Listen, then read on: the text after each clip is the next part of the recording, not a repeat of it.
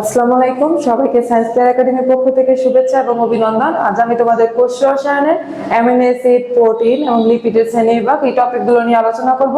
তো আমরা প্রথমে বোর্ডে দেখতে পাচ্ছ যে আমি অ্যামিনো অ্যাসিড লিখেছি, তো অ্যামিনো অ্যাসিড নিয়ে আমি একটু আলোচনা করব।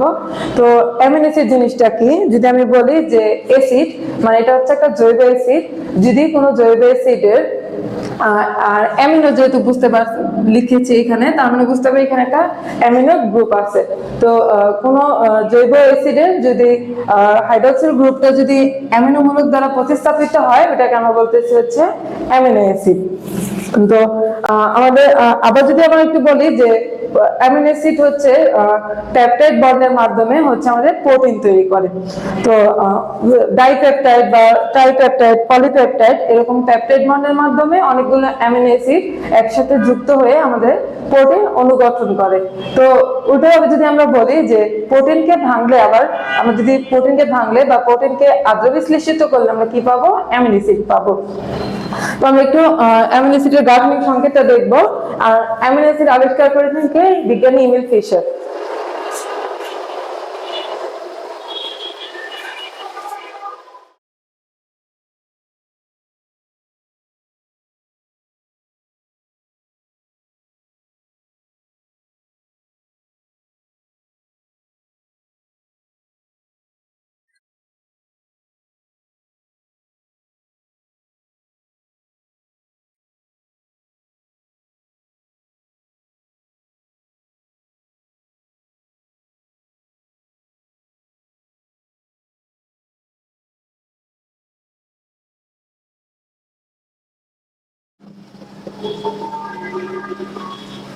তো এটা হচ্ছে একটা অ্যামিনো অ্যাসিডের গাঠনিক সংকেত। এখন যদি আমি বলি যে এই আর গ্রুপ, এই আর গ্রুপটা হচ্ছে অ্যালকোহলের কোনো গ্রুপ না। এই আরমিন, আর ইজ ইকুয়াল টু হচ্ছে এখানে আর এর জায়গায় হাইড্রোজেন হইতে পারে, তারপর হচ্ছে মিথাইল মূলক হইতে পারে, তাছাড়াও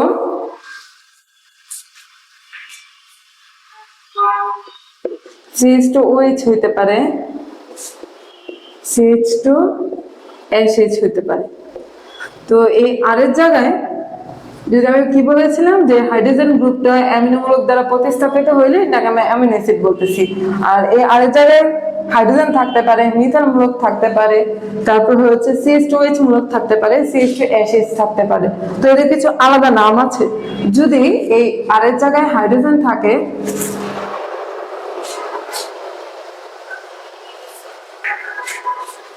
যদি এখানে হাইড্রোজেন থাকে, হাইড্রোজেন থাকলে আমি বলবো এই অ্যামিনো অ্যাসিডটার নাম হচ্ছে গ্লাইসিন। আমি আগেই বলেছি এটা কিন্তু অ্যালকোহলের কোনো গ্রুপ না, অ্যালকোহল না। আর মানে হচ্ছে যদি হাইড্রোজেন থাকে তখন এই অ্যামিনো অ্যাসিডটাকে আমরা বলবো হচ্ছে গ্লাইসিন। আবার যদি এখানে CH3 মানে হচ্ছে মিথেন মূলকটা থাকে, তখন এটাকে বলবো হচ্ছে অ্যালানিন। এই অ্যামিনো অ্যাসিডটার নাম হবে তখন অ্যালানিন। আমি আবারও বলি, যদি এখানে CH3 মূলকটা থাকে তখন এই অ্যামিনো অ্যাসিডটার নাম হবে অ্যালানিন। যদি হাইড্রোজেন থাকে তাহলে এটার নাম হবে হচ্ছে গ্লাইসিন। দেন যদি আমাদের CH2OH মূলক থাকে, OH থাকে, তখন এটাকে আমরা বলবো সিরিন।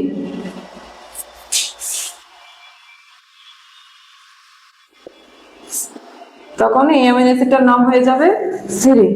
যদি CH2SH মূলক থাকে, যদি SH থাকে তখন এটার নাম হবে সিস্টিন।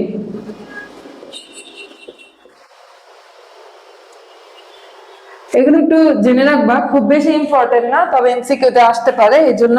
তো আমরা এটা হচ্ছে একটা অ্যামিনো অ্যাসিডের গাঠনিক স্ট্রাকচার। অ্যামিনো অ্যাসিডে এরকম হাইড্রোজেনও থাকতে পারে, মিথাইল মূলকও থাকতে পারে, CH2OH বা CH2SH থাকতে পারে। যখন হাইড্রোজেন থাকবে তখন এই অ্যামিনো অ্যাসিডটার নাম হবে গ্লাইসিন। যখন CH3 মূলক থাকবে মানে মিথাইল মূলক থাকবে তখন এটার নাম হবে অ্যালানিন। যখন CH2OH থাকবে তখন এটার নাম হবে সিরিন। যখন CH2SH থাকবে তখন এটার নাম হবে সিস্টিন। এই ছিল আমাদের অ্যামিনো অ্যাসিডের গাঠনিক স্ট্রাকচার। এখন অ্যামিনো অ্যাসিডের কিছু বৈশিষ্ট্য আছে। অ্যামিনো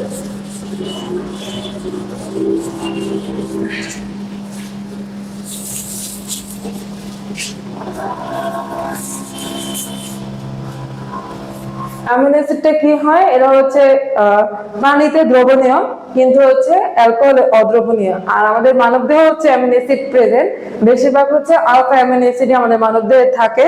তাছাড়াও অ্যামিনো অ্যাসিড হচ্ছে যদি আমরা মৃদু অ্যাসিড বা ক্ষারে অ্যামিনো অ্যাসিড বিক্রিয়া করে হচ্ছে লবণ সৃষ্টি করে।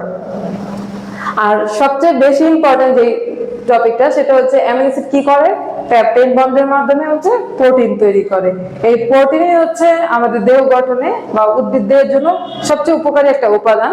তো আমরা এরপরে হচ্ছে প্রোটিনের গঠন করবো এবং হচ্ছে প্রোটিনের শ্রেণীবিভাগ করবো।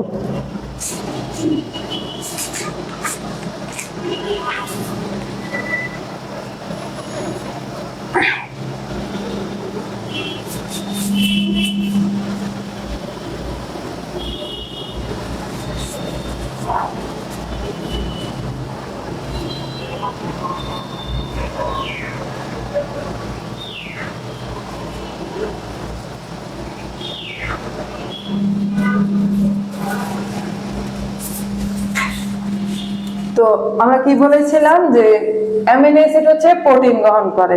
তো সর্বোচ্চ 20টি অ্যামিনো অ্যাসিড মিলে হচ্ছে প্রোটিন গঠন করে। তো এই 20টি অ্যামিনো অ্যাসিড হচ্ছে কি তৈরি করে, প্রোটিন তৈরি করে। এইখান থেকে 8টি অ্যামিনো অ্যাসিড, এই 20টি থেকে 8টি অ্যামিনো অ্যাসিড হচ্ছে আমাদের ইসেনশিয়াল। 8টি অ্যামিনো অ্যাসিড হচ্ছে অত্যাবশ্যকীয়।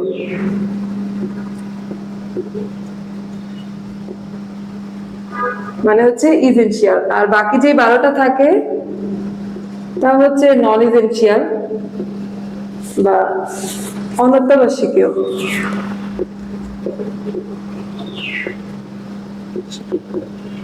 তো 20টি নরমালি 20টা অ্যামিনো অ্যাসিড মিলে হচ্ছে প্রোটিন গঠন করে। এর মধ্যে হচ্ছে 8টা অ্যামিনো অ্যাসিড হচ্ছে আমাদের অত্যাবশ্যকীয়। এই 8টা অ্যামিনো অ্যাসিডের নাম একটু আমাদের জানতে হবে।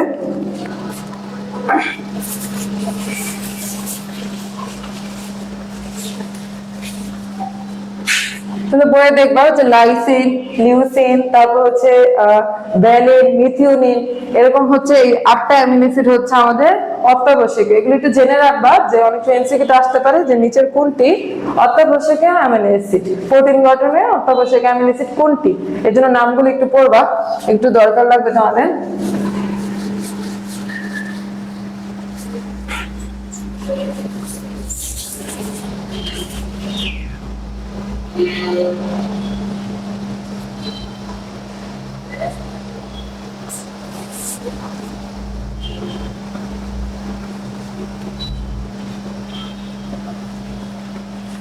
তো এই অ্যামিনো অ্যাসিড মূলত কি করে, আমাদের হচ্ছে প্রোটিন তৈরিতে সহায়তা করে। কি করে, প্রোটিন তৈরি করে পেপটাইড বন্ডের মাধ্যমে।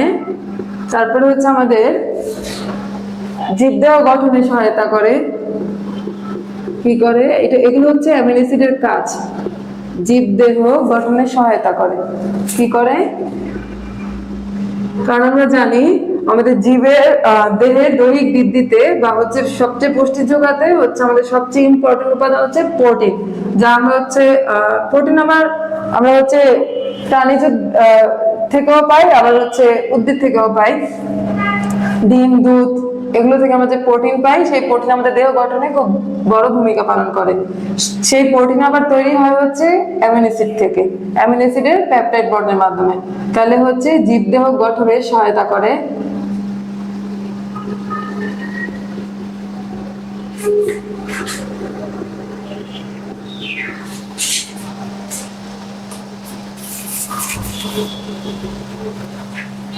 তারপর হচ্ছে ইউরিয়া সংশ্লেষণে সহায়তা করে, ইউরিয়া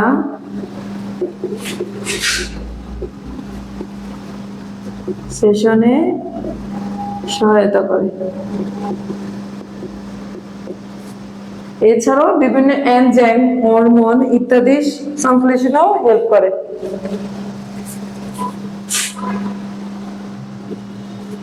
এনজাইম,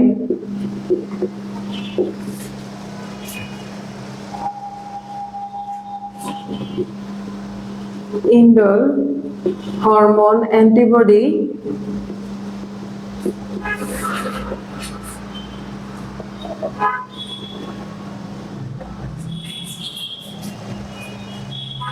সংশ্লেষণে সহায়তা করে।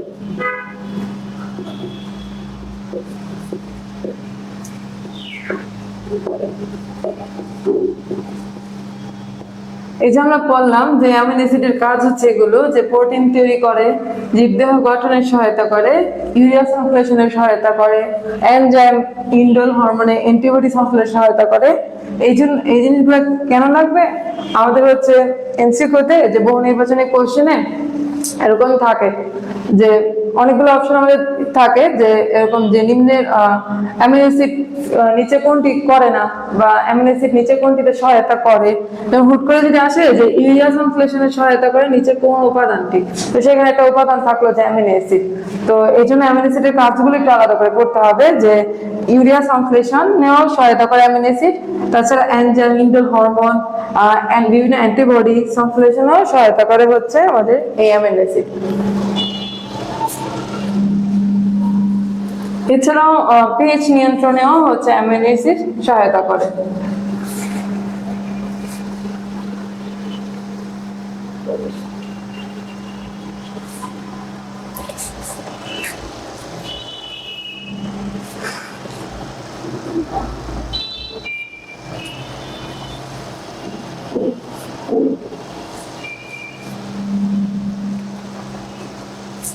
আমরা একটু আগেই বলছিলাম যে এই অ্যামিনো অ্যাসিড হচ্ছে পেপটাইড বন্ডের মাধ্যমে, কিসের মাধ্যমে? পেপটাইড বন্ডের মাধ্যমে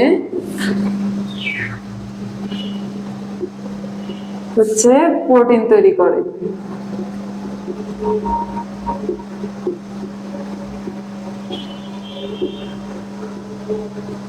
তাহলে আমি যদি উল্টো ভাবে বলি যে প্রোটিনকে হাইড্রোলাইসিস করলে আমার কি পাওয়া যায়?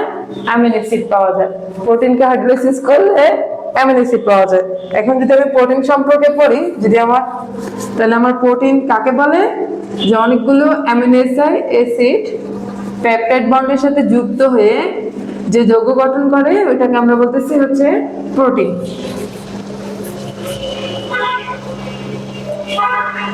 যেহেতু একটা অ্যামিনো অ্যাসিড যদি কোনো জিনিস যদি একটা থাকে, ওইটাকে আমরা কি বলি? মনোমার বলি।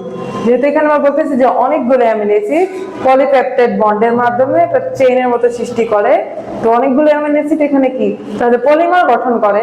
তো আমি এভাবে বলতে পারি সহজ ভাষায় যে অ্যামিনো অ্যাসিডের পলিমারকে প্রোটিন বলে। তাহলে প্রোটিনটা কি দাঁড়ালো?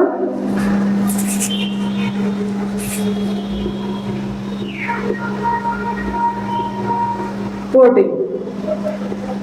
প্রোটিন তাহলে কি দাঁড়ানো? অ্যামিনো অ্যাসিডের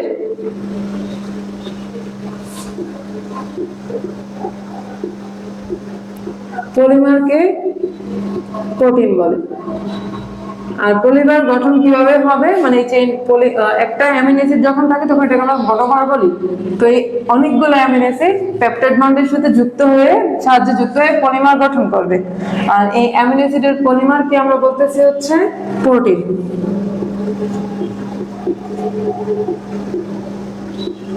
প্রোটিন বলে। ঠিক আছে?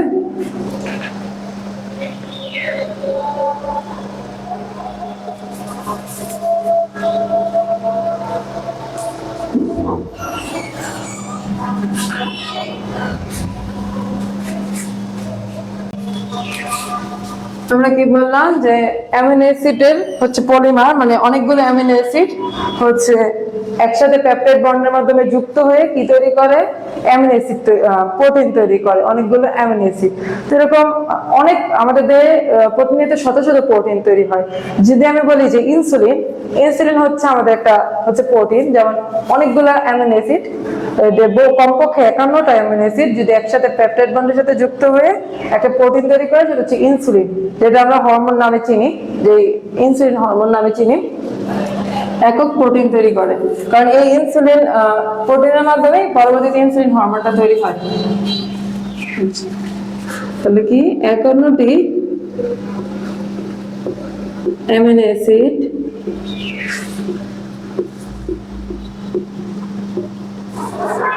পেপটাইড বন্ডের সহায়তায়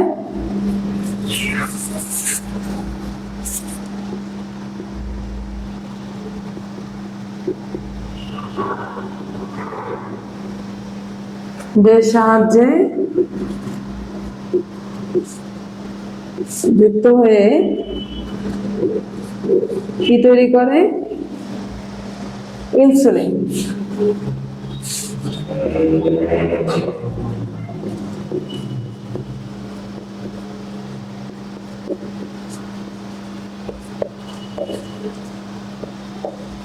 এটা হচ্ছে একটা মানে বোঝানোর জন্য যে অ্যামিনো অ্যাসিড কিভাবে অনেকগুলো অ্যামিনো অ্যাসিড মিলে পেপটাইড বন্ডের সাহায্যে একটা বড় পলিমার গঠন করলে পরে একটা প্রোটিন তৈরি হয়। তো আমাদের দেহে প্রতিনিয়ত শত শত প্রোটিন এভাবে তৈরি হচ্ছে।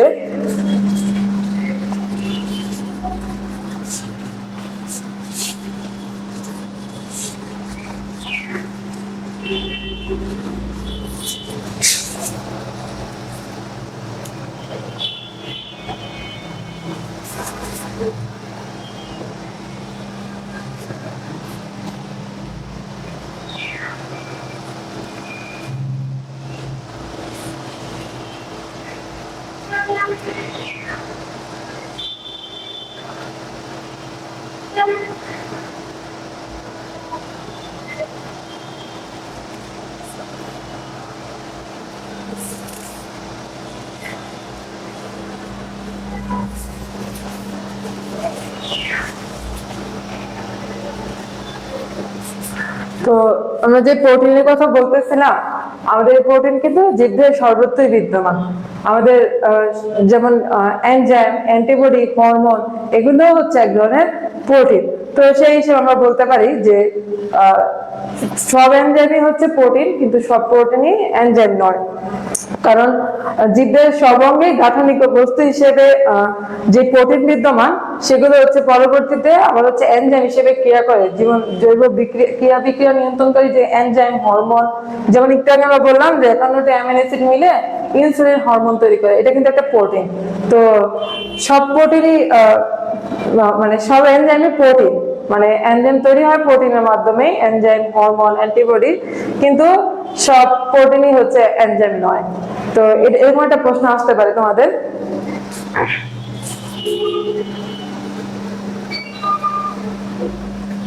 তাহলে আমরা কি বলতে পারি যে জৈব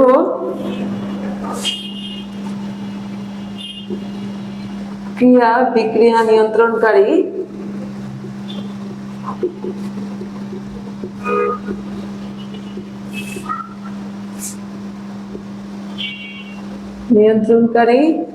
এনজাইম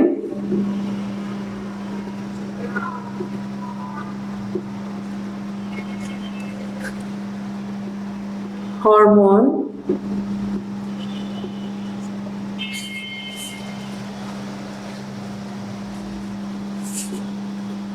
অ্যান্টিবডি এগুলো হচ্ছে প্রোটিন।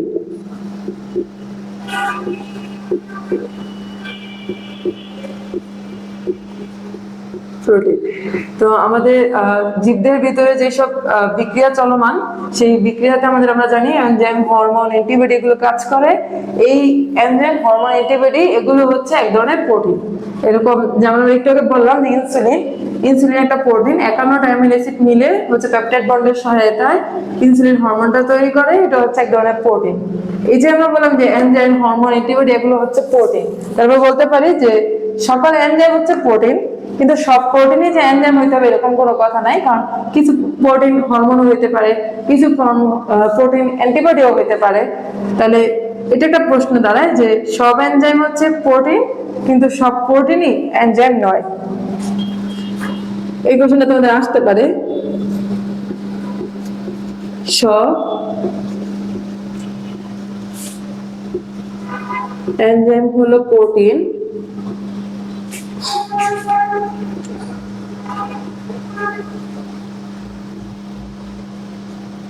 কিন্তু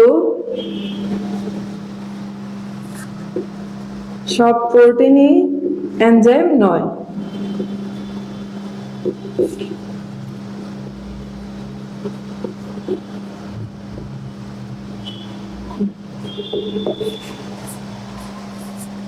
জীবদেহের মোট ওজনের 50% হচ্ছে আমাদের প্রোটিন থাকে।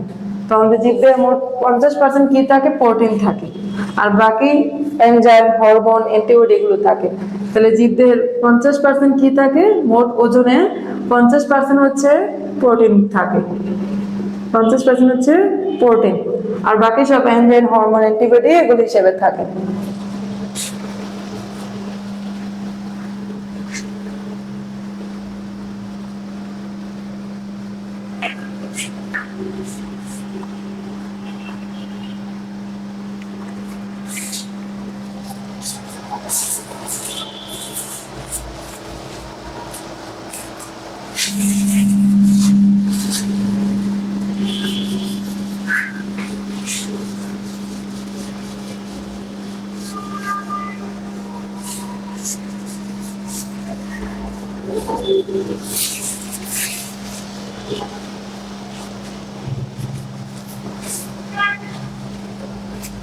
আমরা যে বললাম যে অনেকগুলো অ্যামিনো অ্যাসিড পেপটাইড বন্ডের সাহায্যে হচ্ছে প্রোটিন তৈরি করে, তাহলে এখানে একটা প্রশ্ন আসে যে পেপটাইড বন্ডটা কি আসলে। তো আমরা যে অ্যামিনো অ্যাসিডের যে সংকেতটা তোমাদের দেখাইছিলাম, যে যে স্ট্রাকচারটা, সেখানে আমরা দেখছিলাম যে একটা কার্বক্সিল গ্রুপ দেখেছিলাম। তো একটা অ্যামিনো অ্যাসিডের কার্বক্সিলিক গ্রুপ অপর অ্যামিনো অ্যাসিডের আলফা গ্রুপের সাথে যুক্ত হয়ে যে বন্ড, যেভাবে যুক্ত হয়, যে বন্ড গঠন করে, ওই বন্ডটাকে আমরা বলতেছি হচ্ছে পেপটাইড বন্ড। তোমরা এই সংজ্ঞাটা একটু বই থেকে দেখে নিবা, অনেক সময় আসে যে পেপটাইড বন্ড বলতে কি বুঝো হতে, বা পেপটাইড বন্ড কি। তো পেপটাইড বন্ড হচ্ছে পলিপেপটাইড হইতে পারে বন্ড, মানে অনেকগুলো অ্যামিনো অ্যাসিড যুক্ত হলে সেটাকে আমরা পলিপেপটাইড বলবো। ডাইপেপটাইড হইতে পারে, যখন দুইটা অ্যামিনো অ্যাসিড যুক্ত হবে তখন এটাকে আমরা বলবো ডাইপেপটাইড। ট্রাইপেপটাইড হইতে পারে, তিনটা অ্যামিনো অ্যাসিড যুক্ত হয়ে যৌগ গঠন করতে পারে, ওইটাকে আমরা বলবো ট্রাইপেপটাইড। তো আমরা যে বললাম যে পেপটাইড বন্ডের সাহায্যে অ্যামিনো অ্যাসিড যুক্ত হয়ে প্রোটিন তৈরি করে, কিন্তু এটা মনে রাখবা যে পেপটাইড বন্ডটা হইতে হলে হচ্ছে পলিপেপটাইড। পেপটাইড বন্ডটা শুধু পলিপেপটাইড হয় না। তো আমরা যদি বলি পেপটাইড বন্ড,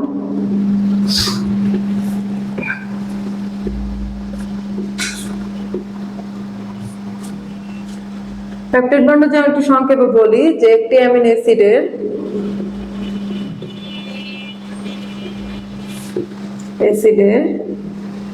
কার্বক্সিল গ্রুপটা অপর অ্যামিনো অ্যাসিডের আলফা অ্যামিনো গ্রুপের সাথে, একটাই অ্যামিনো অ্যাসিডের কার্বক্সিল গ্রুপ, কার্বক্সিল গ্রুপটা কি, ওই যে আমরা যে এঁকেছিলাম COOH,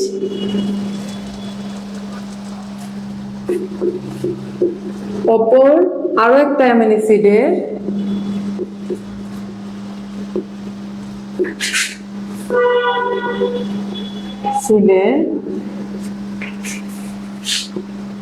আলফা অ্যামিনো গ্রুপের সাথে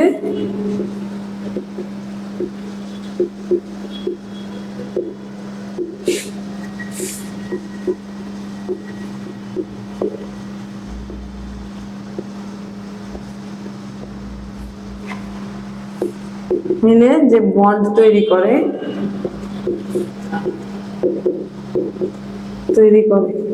তা হলো আমাদের হচ্ছে পেপটাইড বন্ড। তো পেপটাইড বন্ড কি করবে? একটা অ্যামিনো অ্যাসিডের কার্বক্সিল গ্রুপ অপর একটা অ্যামিনো অ্যাসিডের আলফা অ্যামিনো গ্রুপের সাথে যুক্ত হয়ে বন্ড তৈরি করবে।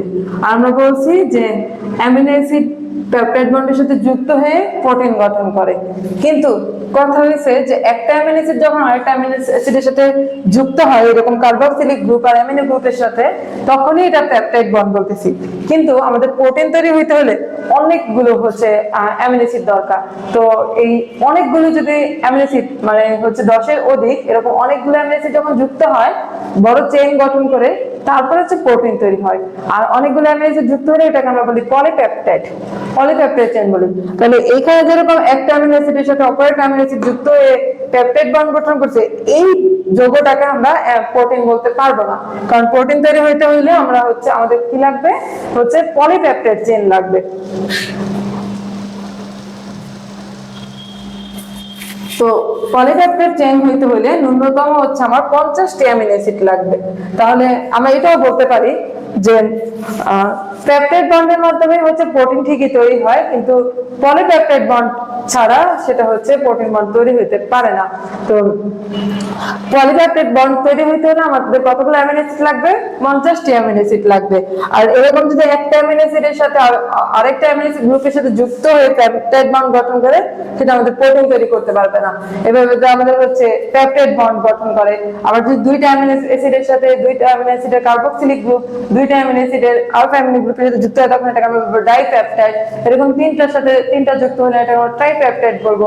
কিন্তু পলিপেপটাইড হইতে হলে আমাদের 50-এর অধিক পেপটাইড বন্ড গঠন করতে হবে। তো 50টি অ্যামিনো অ্যাসিড পেপটাইড বন্ডের সাথে সহজে যুক্ত হয়ে তারপর আমাদের প্রোটিন তৈরি করবে। এই হচ্ছে একটু ক্লিয়ার থাকবা। পেপটাইড বন্ড হচ্ছে এটা যে কার্বক্সিলিক গ্রুপের সাথে আলফা অ্যামিনো গ্রুপে যুক্ত হওয়াটাকে আমরা বলতেছি পেপটাইড বন্ড।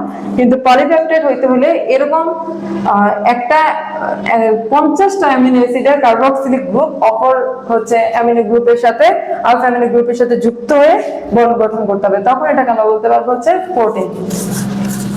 তো এটা গেল হচ্ছে পেপটাইড বন্ড। এখন যদি আমি বলি পলিপেপটাইড বন্ড,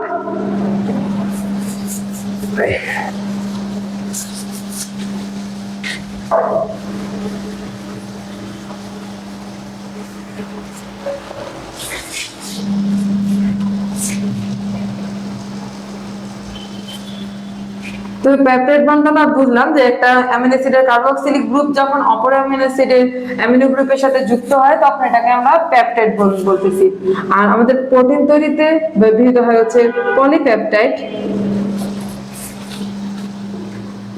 পলিপেপটাইড, এই পলিপেপটাইড তৈরি হইতে হইলে এই যে প্রথম যে আমরা পেপটাইড বন্ড করলাম, এরকম 50টি অধিক হচ্ছে অ্যামিনো অ্যাসিডের পেপটাইড বন্ড গঠন করতে হবে। 50টি অ্যামিনো অ্যাসিডের যদি আমি পেপটাইড বন্ড গঠন করতে পারি, তখন এটার নাম হবে হচ্ছে প্রোটিন। তাহলে কি 50টি, আমি যদি এটা বলি যে পেপটাইড বন্ডই গঠন হবে যাতে কি থাকবে? 50টির অধিক অ্যামিনো অ্যাসিড থাকবে। অধিক অ্যামিনো অ্যাসিড থাকে, তখন এটাকে আমরা বলতে পারবো হচ্ছে প্রোটিন। তো এখন আমরা নিশ্চয়ই বুঝতে পারছি যে পেপটাইড আর পলিপেপটাইডের মধ্যে পার্থক্য। পেপটাইড হচ্ছে একটা বন্ড, এরকম এই বন্ডের সাহায্যে যদি 50টা অ্যামিনো অ্যাসিড যুক্ত হয়, তখন এটাকে আমরা বলবো পলিপেপটাইড। আর এই পলিপেপটাইড চেইন গঠনের মাধ্যমে হচ্ছে আমাদের প্রোটিন তৈরি হবে।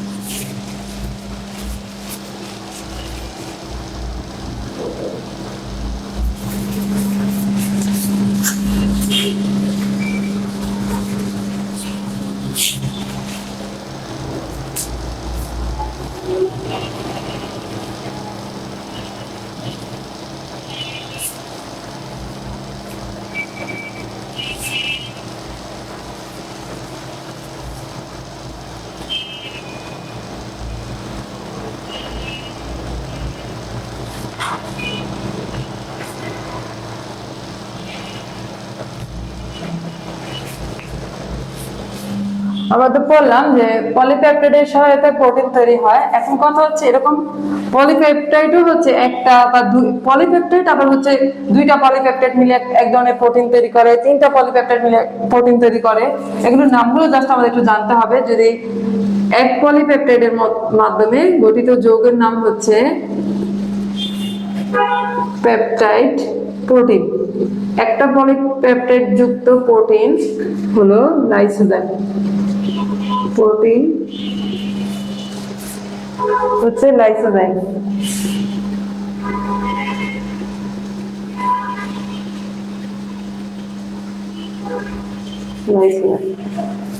এরকম যদি দুইটি পলিপেপটাইড দিয়ে প্রোটিন গঠন করে, এরকম একটা প্রোটিন হচ্ছে ইন্ট্রোজিন।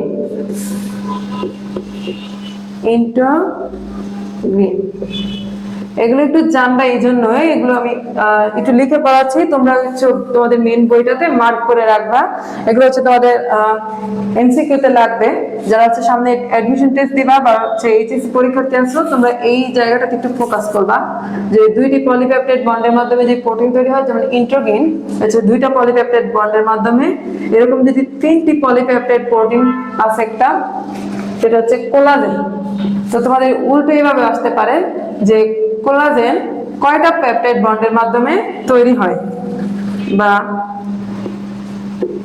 আরেকটা খুব ইম্পর্টেন্ট, আমরা রক্তের মধ্যে পড়ি, ব্লাড ওই চ্যাপ্টারে পড়বা যে লোহিত রক্তকণিকা একটা উপাদান, সেটা হচ্ছে হিমোগ্লোবিন।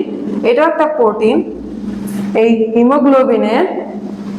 হিমোগ্লোবিন তৈরি হয় এরকম 4টি পলিপেপটাইড বন্ডের মাধ্যমে। 4টা পলিপেপটাইড বন্ড যুক্ত প্রোটিনকে আমরা বলতেছি হচ্ছে হিমোগ্লোবিন। তাহলে উল্টো এভাবে প্রশ্ন আসতে পারে যে হিমোগ্লোবিন তৈরিতে কয়টা পলিপেপটাইড বন্ড লাগে, সেটা হচ্ছে 4টা পলিপেপটাইড বন্ডের সহায়তায় একটা হচ্ছে হিমোগ্লোবিন অণু তৈরি হয়। বুঝতে পারছো যে একটা পলিপেপটাইড প্রোটিন হচ্ছে লাইসোজাইম, দুইটি পলিপেপটাইড দিয়ে গঠিত প্রোটিন হচ্ছে ইন্ট্রোগেন, এরকম 3টি পলিপেপটাইড প্রোটিন দ্বারা গঠিত হচ্ছে কোলাজেন, 4টা পলিপেপটাইড প্রোটিন দ্বারা গঠিত হচ্ছে হিমোগ্লোবিন।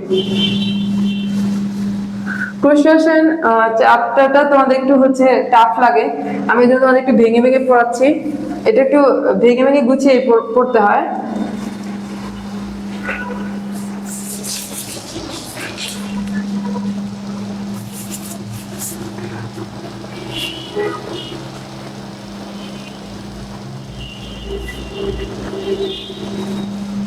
এখন আমরা পড়বো হচ্ছে প্রোটিনের শ্রেণীবিভাগ। বড় করে লিখি তাহলে বুঝতে সুবিধা হবে।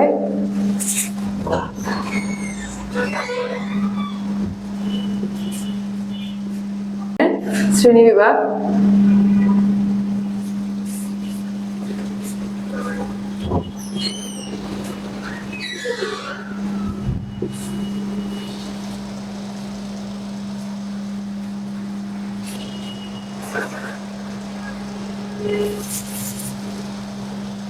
আমরা যদি প্রথমে জৈবিক কার্যাবলীর ভিত্তিতে ভাগ করি, জৈবিক কার্যাবলীর ভিত্তি হচ্ছে প্রোটিন অবশ্যই আমাদের দেহ বলো প্রাণী দেহের জন্য খুব উপকারী একটা উপাদান। জৈবিক দেহের জন্য, জীবের দেহের জন্য, সেটা উদ্ভিদ বলো আর প্রাণী বলো। তো জৈবিক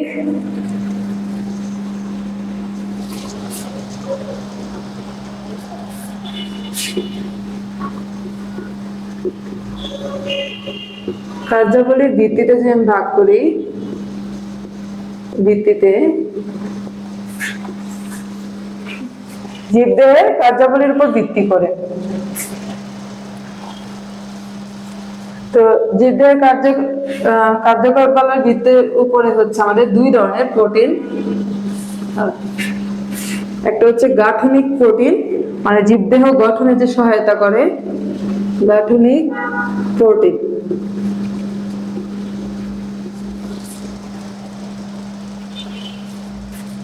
আর একটা হচ্ছে কার্যকরী প্রোটিন। তোমরা নিশ্চয়ই বুঝতে পারছো যে গাঠনিক প্রোটিনটা হচ্ছে জীবদেহের গঠনে সাহায্য করে, আর কার্যকরী প্রোটিনটা হচ্ছে আমাদের জীবদেহের ভিতরে যে বিপাকীয় কাজগুলো সংগঠিত হয় সেগুলোতে সহায়তা করে হচ্ছে এই কার্যকরী প্রোটিন। তো কার্যকরী প্রোটিনের এক্সাম্পল অলরেডি পড়ে ফেলছি, যেমন এনজাইম, হরমোন, যেগুলো আমাদেরকে বিভিন্ন ক্রিয়া বিক্রিয়া নিয়ন্ত্রণে সাহায্য করে, মানে আমাদের দেহের ভিতরে যত বিপাকীয় প্রক্রিয়া চলে সেগুলোতে হেল্প করে হচ্ছে এই কার্যকরী প্রোটিন। আর দেহের গঠনে মানে গাঠনিক উপাদান হিসেবে কাজ করে হচ্ছে গাঠনিক প্রোটিন। আমরা যদি একটু উদাহরণ দিই, যেমন হচ্ছে গাঠনিক প্রোটিন কি করে, আমাদের যে এই যে গাঠনিক প্রোটিনটা কিভাবে কাজ করে, আমাদের যে আমরা কি জানি যে জীবদের গাঠনিক উপাদান কি, কোষ। আর অনেকগুলো কোষ যখন একসাথে মিলে কি গঠন করে, টিস্যু গঠন করে। যেমন আমরা তো পড়ছি যে হৃৎপেশি কি, হৃৎপেশি দিয়ে গঠিত। আমরা ভাজক টিস্যু পড়ছি, তার টিস্যু চ্যাপ্টার আমরা তখন আর বিস্তারিত পড়বো। তো এই যে কোষ এবং টিস্যু, এই কোষ এবং টিস্যু মানে এটাকে হচ্ছে দৃঢ়তা প্রদান করে হচ্ছে এই গাঠনিক, মানে শক্ত করে, মানে এটাকে হচ্ছে মানে একটু সুদৃঢ় করে, মানে গঠনটাকে খুব ভালো, মানে কোষ এবং টিস্যুর গঠনে সাহায্য করে হচ্ছে আমাদের এই গাঠনিক প্রোটিন। যদি আমরা বলি যে ক্যারাটিন হচ্ছে একটা গাঠনিক প্রোটিন। ক্যারাটিন একটা এক্সাম্পল হচ্ছে ক্যারাটিন। এই ক্যারাটিন প্রোটিন আমাদের হচ্ছে ত্বক, তারপর হচ্ছে প্রাণীর শিং, তারপর হচ্ছে আমাদের যে নেল, নখ, তারপর হচ্ছে বিভিন্ন প্রাণীর খুর এবং হচ্ছে পালক।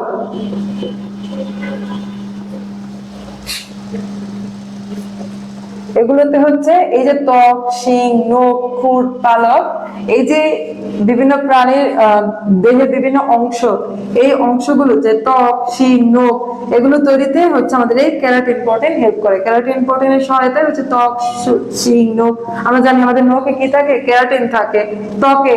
তারপর হচ্ছে বিভিন্ন প্রাণী যেমন গরু, মহিষ, তাদের শিঙে হচ্ছে ক্যারাটিন প্রোটিন, মানে তাদের শিং গঠিত হয় হচ্ছে এই ক্যারাটিন প্রোটিনের সহায়তায়। এভাবে হচ্ছে বিভিন্ন রকমের গাঠনিক প্রোটিন আমাদের হচ্ছে জীবদেহের গঠনে সাহায্য করে। এছাড়া আছে হচ্ছে কার্যকরী প্রোটিন। কার্যকরী প্রোটিন কোনগুলো? যেগুলো হচ্ছে আমাদের বিপাকীয় কাজে হেল্প করে, যেমন হচ্ছে এনজাইম, হরমোন, বিভিন্ন হরমোন, এনজাইম এবং হচ্ছে অ্যান্টিবডি।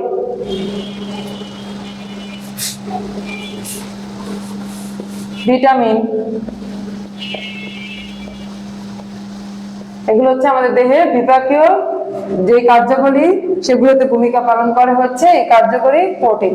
তো এই ছিল হচ্ছে জৈবিক কার্যাবলীর ভিত্তিতে প্রোটিন দুই প্রকার, একটা হচ্ছে গাঠনিক প্রোটিন, একটা হচ্ছে কার্যকরী প্রোটিন। এখান থেকে এভাবে আসতে পারে যে ত্বক, শিং বা নখে কোন প্রোটিন থাকে, ক্যারাটিন প্রোটিন থাকে, বা নিচে কোনটি গাঠনিক প্রোটিন হচ্ছে ক্যারাটিন প্রোটিন। এই জন্য একটু আলাদা আলাদা এগুলো এক্সাম্পল গুলো পড়বা।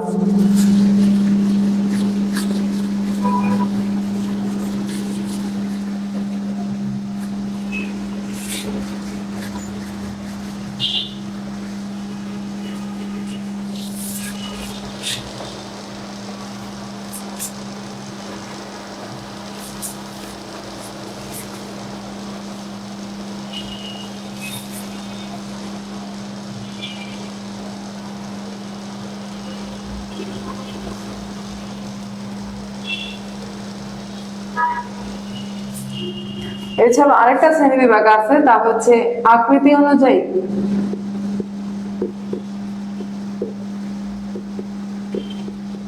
আকৃতি অনুযায়ী এটাকে আবার দুই ভাগে ভাগ করা যায়। ওই যে আমরা পড়েছিলাম গ্লোবিউলার প্রোটিন, একটা হচ্ছে তন্তুময় প্রোটিন,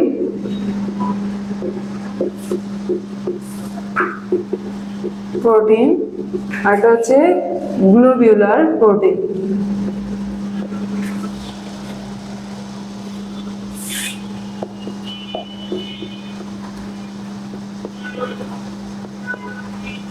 তন্তুময় প্রোটিনটা হচ্ছে অ্যামিনো অ্যাসিড গুলো হচ্ছে লম্বালম্বি ভাবে যুক্ত হয়ে যে প্রোটিনের যে একটা স্ট্রাকচার প্রদান করে, এটাকে আমরা বলতেছি তন্তুময় প্রোটিন। আর গ্লোবিউলার প্রোটিন হচ্ছে অ্যামিনো অ্যাসিডটা হচ্ছে মানে হচ্ছে গোলাকৃতির হয়, সব অ্যামিনো অ্যাসিড গুলো গোলাকৃতির হয়, ওগুলোকে আমরা বলতেছি হচ্ছে গ্লোবিউলার প্রোটিন। তো এই তন্তুময় প্রোটিন কোনগুলো? যে ক্যারাটিন, একটু আগে যে বললাম যে গাঠনিক উপাদান ক্যারাটিন, কোলাজেন, এগুলো হচ্ছে লম্বালম্বি ভাবে স্ট্রাকচার হচ্ছে লম্বালম্বি ভাবে বিস্তৃত হয় অ্যামিনো অ্যাসিড, ওগুলো হচ্ছে তন্তুময় প্রোটিন, ক্যারাটিন, কোলাজেন, তাছাড়াও আছে হচ্ছে ফাইব্রাইন ইত্যাদি।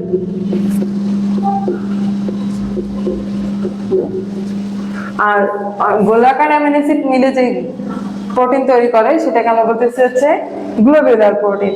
গ্লোবিউলার প্রোটিন কোনগুলো? এই যে হিমোগ্লোবিন, একটু আগে আমরা বললাম হিমোগ্লোবিন, এই গ্লোবিন অংশটা হচ্ছে প্রোটিন, এটা হচ্ছে গ্লোবিউলার প্রোটিন, হিমোগ্লোবিন। তারপর হচ্ছে মায়োগ্লোবিন,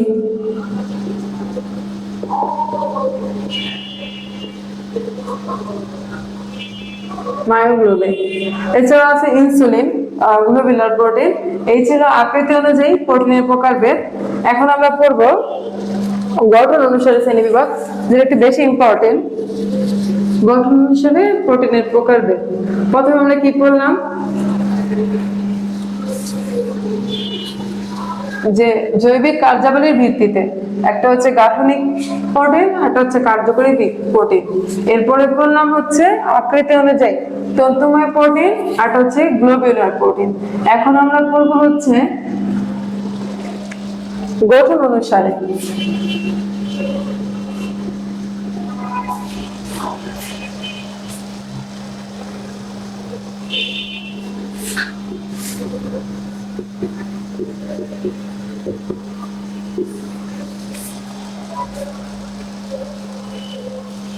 গঠন অনুসারে প্রোটিন হচ্ছে 4 প্রকার, এটা একটু মনে রাখবা, এটা একটা এমসিকিউ।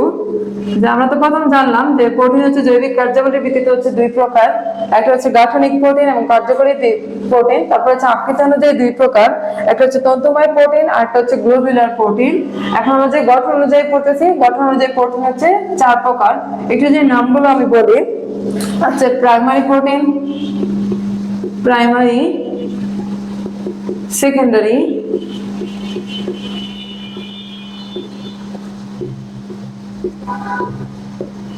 টারশিয়ারি,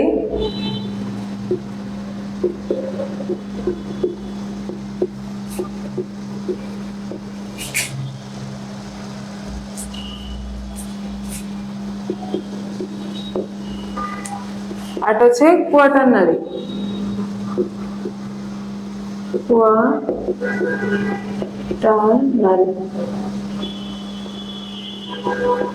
তো গঠন অনুসারে প্রোটিন হচ্ছে 4 প্রকার, প্রাইমারি, সেকেন্ডারি এবং হচ্ছে টারশিয়ারি এবং কোয়াটারনারি।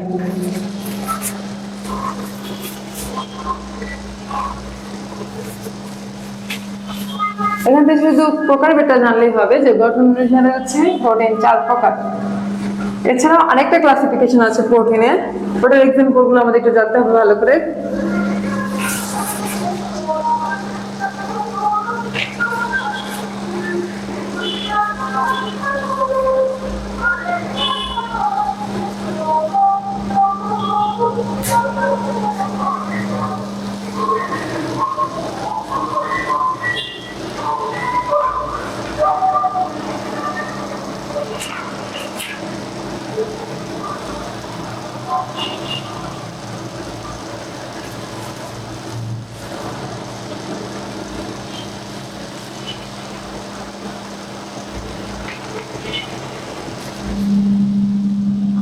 একটা হচ্ছে ভৌত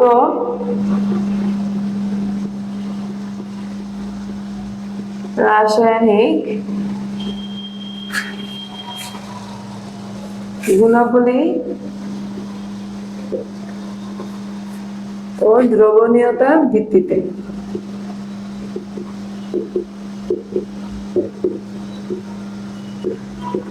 এখানে হচ্ছে 2 ভাবে, একটা হচ্ছে ভৌত রাসায়নিক, একটা হচ্ছে সরল প্রোটিন।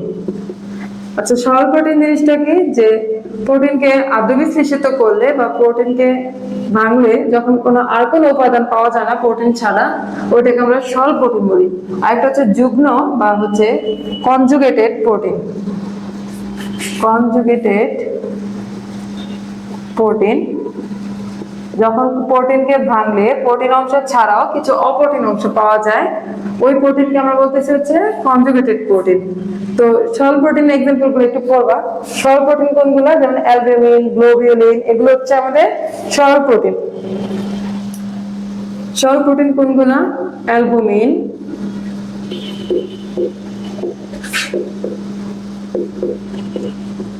গ্লোবিউলিন। আর কনজুগেটেড প্রোটিনটা আমি কি বললাম, যে কনজুগেটেড প্রোটিনটা হচ্ছে যেগুলোর সাথে প্রোটিন অংশের সাথে, মানে যেগুলোকে আদ্যবিশ্লেষিত করলে অপ্রোটিন অংশ পাওয়া যাবে। যেমন হচ্ছে নিউক্লিয় প্রোটিন, গ্লাইকোপ্রোটিন,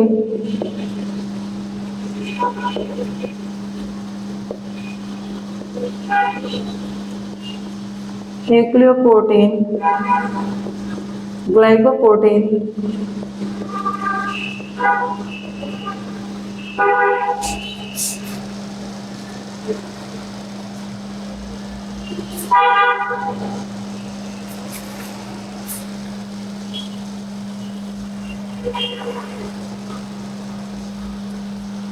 তো আমি কি বললাম যে ভৌত রাসায়নিক গুণাবলী ও দ্রবণীয়তার ভিত্তিতে প্রোটিন হচ্ছে দুই প্রকার। একটা হচ্ছে সরল প্রোটিন, যেই প্রোটিনকে আদ্য বিশ্লেষিত করলে প্রোটিন ছাড়া আর অন্য কোনো উপাদান পাওয়া যায় না, যেমন অ্যালবুমিন, গ্লোবিউলিন, আরো কিছু উপাদান আছে, এগুলো তুমি একটু বিস্তারিত পড়বা। গ্লোবিউলিনের মধ্যে কিছু ভাগ আছে, যে লিগোমিন কোন শস্যের মধ্যে পাওয়া যায়, এগুলো হচ্ছে বই থেকে একটু মার্ক করে পড়বা। অ্যালবুমিন কোথায় হেল্প করে, কোথায় পাওয়া যায়, কোন উদ্ভিদে বা কোন প্রাণীতে। তারপর হচ্ছে কনজুগেটেড প্রোটিনের কথা আমি বললাম, যে এটা হচ্ছে যুগ্ম প্রোটিন, যে এই প্রোটিনকে ভাঙলে কি হয়, যে প্রোটিন অংশ ছাড়াও কিছু অপ্রোটিন অংশ পাওয়া যায়। তো আমি যদি বলি যে নিউক্লিয় প্রোটিন, এখানে আমরা প্রোটিনের সাথে একটা হচ্ছে নিউক্লিক অ্যাসিড পাবো। তো নিউক্লিক অ্যাসিডের সাথে প্রোটিন যুক্ত হয়ে নিউক্লিয় প্রোটিন গঠন করে। এখানে নিউক্লিক অ্যাসিডটা তো আর প্রোটিনের অংশ নয়, তো এরকম অপ্রোটিন অংশের সাথে যদি প্রোটিন যুক্ত হয়, ওইগুলোকে আমরা বলতেছি হচ্ছে কনজুগেটেড প্রোটিন।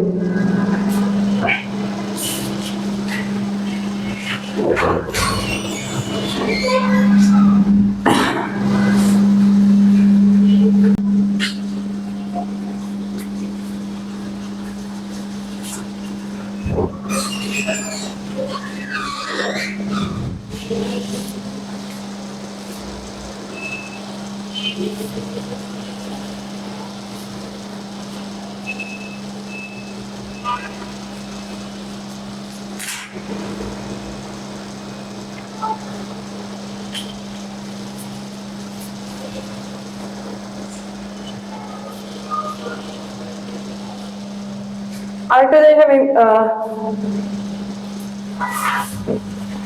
আমি একটু আগে বললাম যে ভৌত রাসায়নিক এবং দ্রবণীয়তার ভিত্তিতে প্রোটিনকে যে ভাগ করলাম, যে সরল প্রোটিন আর একটা হচ্ছে কনজুগেটেড প্রোটিন। এছাড়া আরেকটা প্রোটিন আছে, যেটা হচ্ছে আমাদের প্রকৃতিতে পাওয়া যায় না, এই জন্য আমি এখানে লিখি নাই। সেটা হচ্ছে আমাদের কৃত্রিম ভাবে, যেগুলো হচ্ছে তাপের প্রভাবে, যে এনজাইম গুলো, বিভিন্ন এনজাইম গুলো তাপের প্রভাবে হচ্ছে মানে তাপের প্রভাবে বিভিন্ন এনজাইম যে কৃত্রিম উপায়ে তৈরি হয়, যে অণু তৈরি হয়, এগুলোকে আমরা প্রোটিন বলতেছি। এই প্রোটিন গুলাকে আমরা বলি হচ্ছে উদ্ভূত বা হচ্ছে উৎপাদিত প্রোটিন। তো ওটার মধ্যে আরেকটা কি আছে, যে উদ্ভূত বা হচ্ছে উৎপাদিত প্রোটিন বলা যায়।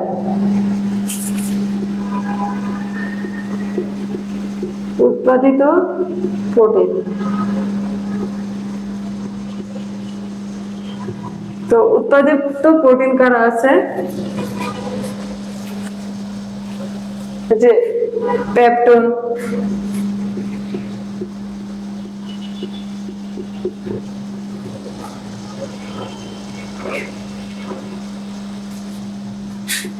ফাইবিন,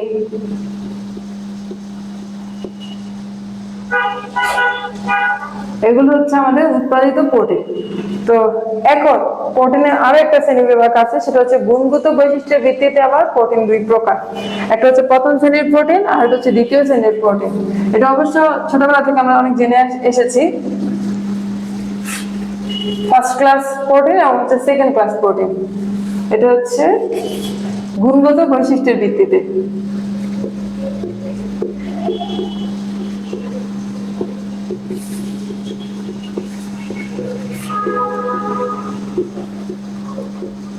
একটা হচ্ছে প্রথম শ্রেণীর প্রোটিন,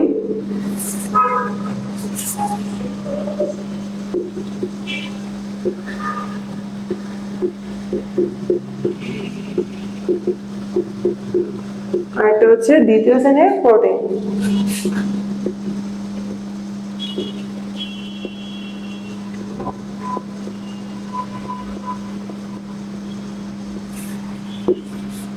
তো এই প্রথম শ্রেণীর প্রোটিন কোনগুলো, যেগুলো হচ্ছে আমাদের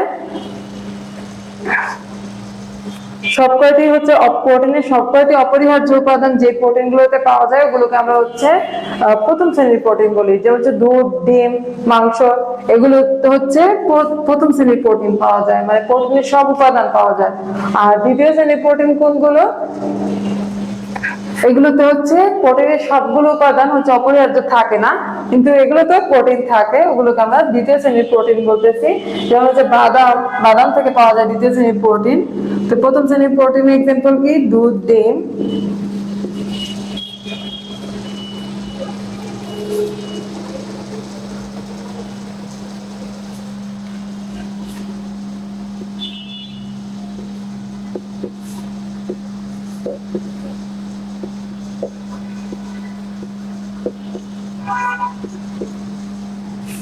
তো প্রথম শ্রেণীর প্রোটিনে কি হয় যে প্রোটিনের যে অপরিহার্য উপাদানগুলো এগুলো সব এই সব উপাদানে পাওয়া যায়। তো এগুলোকে এই যে দুধ, ডিম, মাছ, মাংস, বাদাম এগুলোকে আমরা প্রথম শ্রেণীর প্রোটিন বলি। এই জন্য দ্বিতীয় শ্রেণী এগুলোকে আবার এটাও বলা যায় বাদাম ব্যতীত যে প্রাণীজ আমিষ যেগুলো মানে প্রাণী থেকে পাওয়া যায় এগুলো যে প্রথম শ্রেণী। আর দ্বিতীয় শ্রেণীর প্রোটিন হচ্ছে সকল উদ্ভিজ প্রোটিন, মানে উদ্ভিদ থেকে যেগুলো পাওয়া যায়, উদ্ভিদ আমিষ থেকে।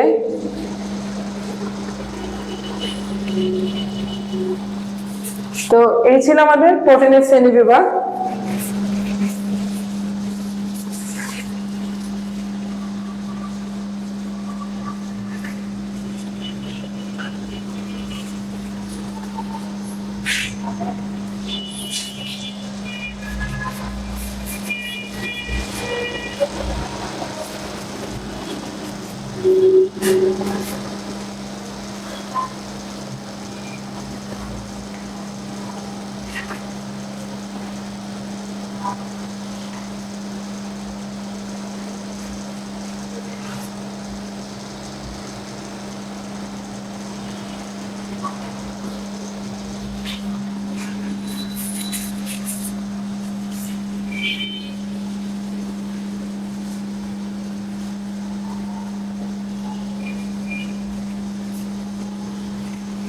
আমরা আগে জেনেছি যে অ্যামিনো অ্যাসিড পলিপেপটাইড চেইনের মাধ্যমে হচ্ছে প্রোটিন তৈরি করে।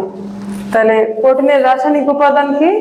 20 প্রকার যে অ্যামিনো অ্যাসিড, 20 প্রকার অ্যামিনো অ্যাসিডই হচ্ছে প্রোটিনের মূল রাসায়নিক উপাদান। এছাড়াও আমি যে বললাম একটু আগে যে বললাম যে কনজুগেটেড প্রোটিন, যুগ্ম প্রোটিনের হিসেবে এই 20 প্রকার অ্যামিনো অ্যাসিড ছাড়াও কিছু লিপিড, কার্বোহাইড্রেট, নিউক্লিক অ্যাসিড ইত্যাদি এগুলো থাকতে পারে। তো প্রোটিনকে আমরা এভাবেও ভাগ করতে পারি। আমরা একটু আগে বললাম যে ভৌত রাসায়নিক কার্যাবলীর ভিত্তিতে কি কি প্রোটিন? সরল প্রোটিন, যুগ্ম প্রোটিন, আর একটা হচ্ছে কি উদ্ভূত প্রোটিন। তো সরল প্রোটিন কোনগুলো? অ্যালবিউমিন, গ্লোবিউলিন, তারপর হিস্টোন, প্রোটামিন, এগুলো হচ্ছে আমাদের সরল প্রোটিন। আর হচ্ছে কনজুগেটেড প্রোটিন, এই যে একটু আগে বললাম যে প্রোটিনের রাসায়নিক উপাদান শুধু অ্যামিনো অ্যাসিড ছাড়াও কনজুগেটেড প্রোটিনে বিভিন্ন উপাদান থাকতে পারে, যেমন কার্বোহাইড্রেট, লিপিড, নিউক্লিক অ্যাসিড। যেমন আমরা বললাম যে নিউক্লিয় প্রোটিন গঠনে নিউক্লিক অ্যাসিড থাকে প্রোটিনের সাহায্যে। তো যুগ্ম প্রোটিন কোনগুলো? যে নিউক্লিয় প্রোটিন, যখন নিউক্লিক অ্যাসিড থাকবে প্রোটিনের সাথে, গ্লাইকোপ্রোটিন যখন কার্বোহাইড্রেট থাকবে, মানে আমরা তো জানি কার্বোহাইড্রেট মানে গ্লুকোজ, যখন কার্বোহাইড্রেট প্রোটিনের সাথে থাকবে তখন এটাকে আমরা বলতেছি হচ্ছে গ্লাইকোপ্রোটিন। তারপর হচ্ছে লিপোপ্রোটিন, যদি লিপিড যদি হচ্ছে সরল প্রোটিনের সমন্বয়ে গঠিত হয়। সরল প্রোটিন তো আমরা জানি যে প্রোটিনকে হচ্ছে আদ্র বিশ্লিষ্ট করলে প্রোটিন ছাড়া আর অন্য কোনো উপাদান পাওয়া যায় না, ওই রকম প্রোটিনের সাথে যদি লিপিড সমন্বয়ে যৌগ গঠন করে ওইটাকে আমরা বলতেছি হচ্ছে লিপোপ্রোটিন। এছাড়া হচ্ছে নিউক্লিয় প্রোটিনও পড়েছি, নিউক্লিক অ্যাসিডের সমন্বয়ে গঠিত। তারপর হচ্ছে ক্রোমাটোপ্রোটিন, তারপর হচ্ছে মেটালোপ্রোটিন, ফসফোপ্রোটিন, মানে ফসফেট গ্রুপের সাথে যদি প্রোটিন যুক্ত হয় তখন এটাকে আমরা ফসফোপ্রোটিন বলতেছি। এগুলো আমাদের হচ্ছে যুগ্ম প্রোটিন। আর উদ্ভূত প্রোটিন কোনগুলো? উদ্ভূত প্রোটিন আমাদের হচ্ছে ন্যাচারালি পাওয়া যায় না, এগুলো হচ্ছে কৃত্রিম উপায়ে তৈরি হয়, বিভিন্ন এনজাইম তাপের প্রভাবে এই প্রোটিন গুলো তৈরি হয়। এরকম আমরা পড়ছিলাম কি যে হচ্ছে অ্যালবুমাস, মায়োসান, যেমন হচ্ছে আমি এই জিনিসটা একটু দেখাতে ভুলে গিয়েছিলাম যে এই যে আমি বললাম যে উদ্ভূত প্রোটিন, কৃত্রিম উপায়ে তৈরি প্রোটিন বা উৎপাদিত প্রোটিন।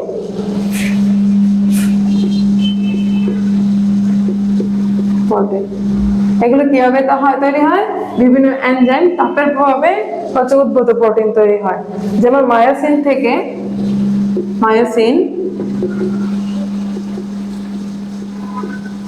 হচ্ছে মায়োসান।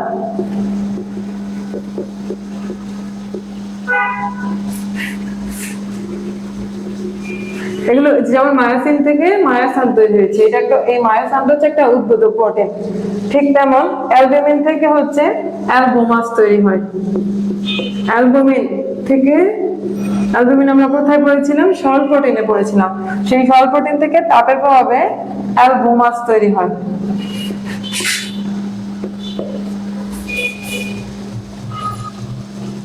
এরকম অ্যালবুমাস তৈরি হয়। এগুলো হচ্ছে আমাদের উদ্ভূত প্রোটিন। এখন আমরা একটু প্রোটিনের কাজ সম্পর্কে আলোচনা করব।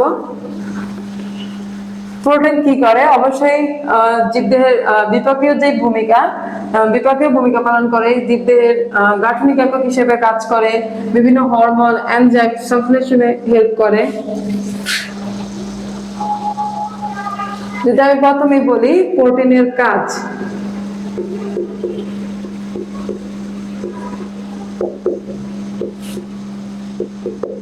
কি করে? এটা জীবদেহ গঠনে সহায়তা করে।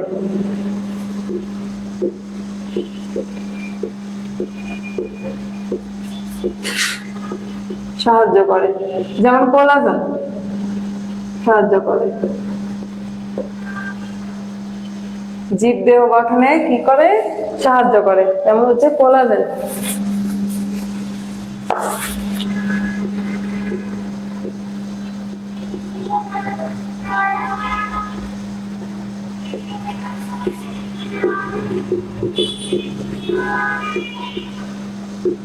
এছাড়া আমরা জানি যে আমাদের ত্বকে কেরাটিন, তারপর হচ্ছে আমাদের নখে কেরাটিন প্রোটিনটা সহায়তা করে। তাছাড়াও আমাদের কি করে? শক্তি উৎপাদনে হেল্প করে কে? এই প্রোটিন শক্তি উৎপাদনে হেল্প করে, তাহলে আমাদের দেহের কার্যক্ষমতা বৃদ্ধি করে।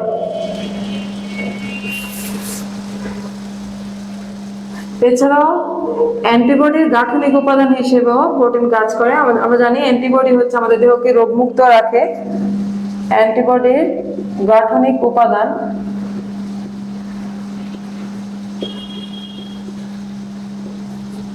কি? এই অ্যান্টিবডির গাঠনিক উপাদান হচ্ছে এই প্রোটিন, যেমন হচ্ছে ইমিউনোগ্লোবিন।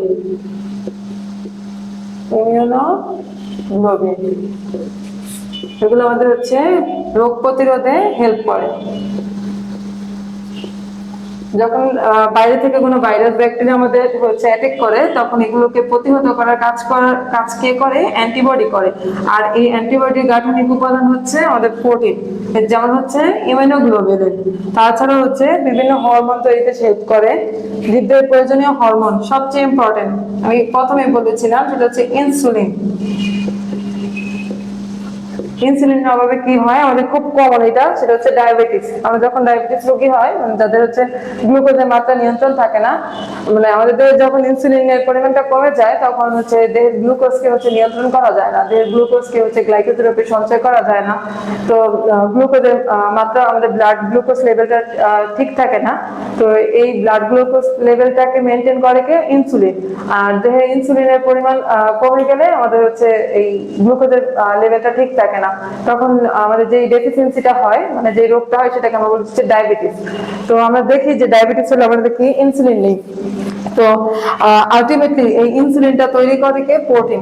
তো আমাদের শরীরে যদি মানে এই ইনসুলিন তৈরির যে প্রোটিন, সেটা যদি ইনসুলিন তৈরি না করতে পারে, কোনো কারণে যদি আমরা প্রোটিন গ্রহণ না করতে পারে আমাদের শরীর, তো বা ইনসুলিন তৈরি না করতে পারে, তখন আমাদের হচ্ছে এরকম বিভিন্ন ডেফিসিয়েন্সি হবে, মানে ব্লাড গ্লুকোজ লেভেলটা নিয়ন্ত্রণ করা সম্ভব হবে না, আলটিমেটলি হচ্ছে আমাদের ডায়াবেটিস হবে। এছাড়া হচ্ছে নিউক্লিক অ্যাসিড তৈরিতেও হচ্ছে নিউক্লিয় প্রোটিন, নিউক্লিক অ্যাসিডের সাথে প্রোটিন যুক্ত হয়ে নিউক্লিয় প্রোটিন গঠন করে।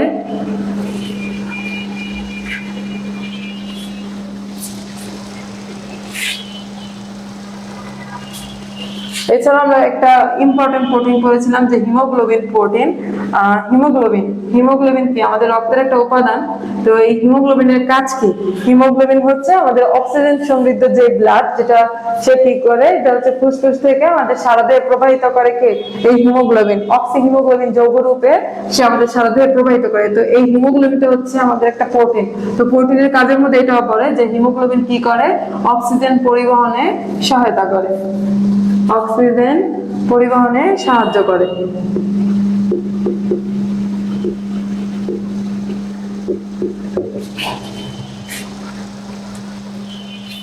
আমি এছাড়াও পড়েছিলাম যে হিস্টোন প্রোটিন। হিস্টোন প্রোটিন কি করে? আমাদের nucleic acid, histone protein nucleus এবং নিউক্লিক অ্যাসিডকে কার্যকর করে।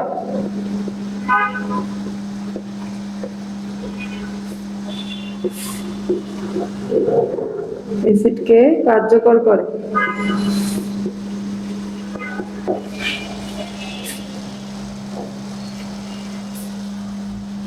এছাড়াও একটা ইম্পর্টেন্ট প্রোটিন, সেটা হচ্ছে ইন্টারফেরন। এটা হচ্ছে আমাদের একটা কোষীয় প্রোটিন। এটা কি করে, আমাদের ভাইরাসকে প্রতিহত করে। বাইরে থেকে যে আগত ভাইরাস আমাদের দেহকে আক্রমণ করে, সেই ভাইরাসকে হচ্ছে ইন্টারফেরন প্রতিহত করে। এটা হচ্ছে একটা কোষীয় প্রোটিন। এর কাজ কি? ইন্টারফেরন হচ্ছে একটা কোষীয় প্রোটিন, কোষের মধ্যেই থাকে। এটি ভাইরাসের আক্রমণকে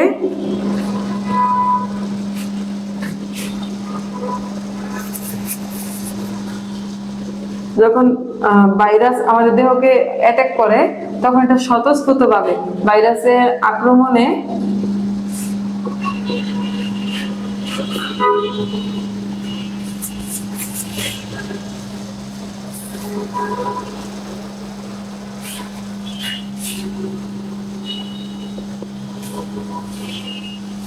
ভাবে তৈরি হয়।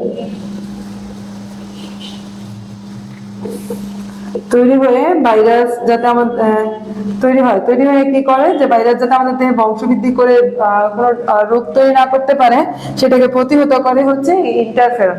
তো এগুলো ছিল হচ্ছে আমাদের প্রোটিনের যে কার্যাবলী, মানে প্রোটিন আমাদের যে কাজ করে। আমরা তো বললামই যে প্রথমে দেহ গঠনে সাহায্য করে কোলাজেন, ক্যারাটিন।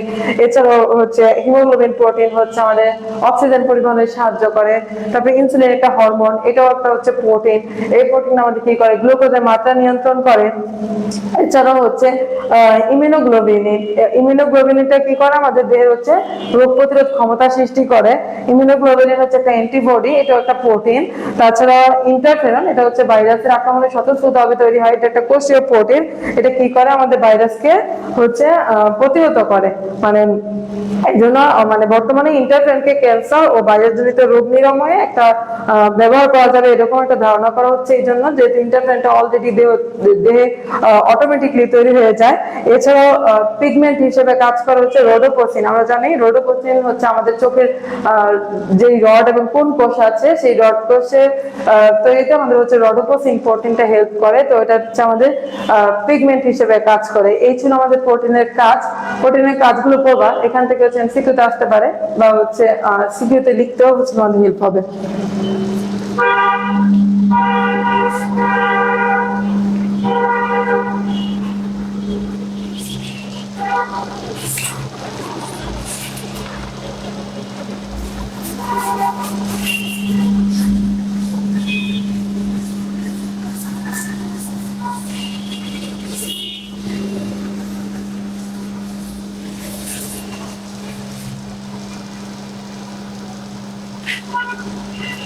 তো এতক্ষণ আমরা প্রোটিনের হচ্ছে সার্বিক কাজ করেছি। তো তোমাদের এরকম একটা কোশ্চেন থাকতে পারে যে জীবদেহে প্রোটিনের ভূমিকা কি। তো জীবদেহে প্রোটিনের ভূমিকা কি, যেমন এনজাইম একটা প্রোটিন। তো এনজাইমের ভূমিকা কি, আমাদের জৈবিক যে কার্যাবলী নিয়ন্ত্রণ, মানে ক্রিয়া বিক্রিয়া ঘটে দেহের ভিতরে, সেগুলো নিয়ন্ত্রণ করে কি, এই এনজাইম। তো জীবদেহে প্রোটিনের ইয়াটা তো বুঝতে পারছো ভূমিকাটা, যে এনজাইম যেহেতু একটা প্রোটিন, তো জৈবিক কার্যাবলী নিয়ন্ত্রণ করা হচ্ছে এনজাইমের কাজ। তো প্রোটিন হচ্ছে এভাবে আমাদের জীবদের ভূমিকা পালন করে। তাছাড়া হচ্ছে ক্ষয়পূরণ ও বৃদ্ধিতে, দেহের যেই মানে গাঠনিক যে বৃদ্ধি, সেই বৃদ্ধিতে হচ্ছে আমাদের প্রোটিন সাহায্য করে। তাছাড়া হচ্ছে পরিবহনে, যেমন আমাদের যে আমি বললাম যে হিমোগ্লোবিন আমাদের কি করে, যে অক্সিজেনটাকে সারা দেহের পরিবহনে কাজ করে কে, হিমোগ্লোবিন। এছাড়া হচ্ছে আত্মরক্ষা, আমরা যে বললাম যে ইন্টারফেরন ভাইরাস আক্রমণ করলে অলরেডি তৈরি হয়ে যায়। তাছাড়া ইমিউনোগ্লোবিন, অ্যান্টিবডি, এগুলো আমাদের কি করে, আত্মরক্ষা এবং রোগ নিরাময়ে সাহায্য করে। তাছাড়া হচ্ছে ভাইরাস ও ক্যান্সার প্রতিরোধে, যেমন ভিক্টরি বললাম যে ইন্টারফেরন, এই ইন্টারফেরনটা হচ্ছে ভাইরাসের প্রতিষেধক হিসেবে কাজ করে। আর ইমিউনিটি, রোগ জীবাণু ধ্বংস ও নিয়ন্ত্রণে যে অ্যান্টিবডি তৈরি হয়, সেই অ্যান্টিবডিটা হচ্ছে প্রোটিন। তো আমাদের দেহের যে ইমিউনিটি, রোগ প্রতিরোধ ক্ষমতা, এটাও নিয়ন্ত্রণ করা হচ্ছে এই প্রোটিন। তাছাড়া হচ্ছে সবচেয়ে ইম্পর্টেন্ট, যেটা হচ্ছে ব্যথানাশক হিসেবে, এটা হচ্ছে আমাদের হচ্ছে এন্ডোরফিন, ব্যথানাশক হিসেবে কাজ করে। এন্ডোরফিনটা হচ্ছে একটা প্রোটিন। এটা কোথায় তৈরি হয়, আমাদের হচ্ছে ব্রেনে, মস্তিষ্কে। আমাদের মস্তিষ্কে তৈরি হওয়া যে এন্ডোরফিন, এটা হচ্ছে আমাদের ব্যথানাশক হিসেবে কাজ করে। এছাড়া হচ্ছে ঘুম সৃষ্টিতে এখন মানে সম্প্রতি এটা আবিষ্কার হয়েছে যে এস ফ্যাক্টর বিশেষ ধরনের একটা প্রোটিন। এই প্রোটিনটা হচ্ছে মানে ঘুম সৃষ্টিতে হেল্প করে, যাদের ঘুম হয় না তাদের জন্য, মানে এটা বর্তমানে এটা নিয়ে কাজ চলতেছে, এখন এটা হয় নাই। তাহলে হচ্ছে জীবদেহে প্রোটিনের ভূমিকা তো আমরা বুঝতে পারলাম। এছাড়াও আমরা যদি পড়ি যে প্রোটিন, এই প্রোটিন যে আমাদের কার্যকরী ভূমিকা রাখে আমাদের দেহে, তো এগুলো আমরা কোথায় পাই? আমাদের খাদ্য তালিকার মধ্যে এই প্রোটিন পাই প্রাণীজ আমিষ, উদ্ভিজ আমিষ, এগুলোর মাধ্যমেই। তো আমাদের অবশ্যই খাদ্য তালিকায় প্রোটিনের একটা অংশ থাকতে হবে।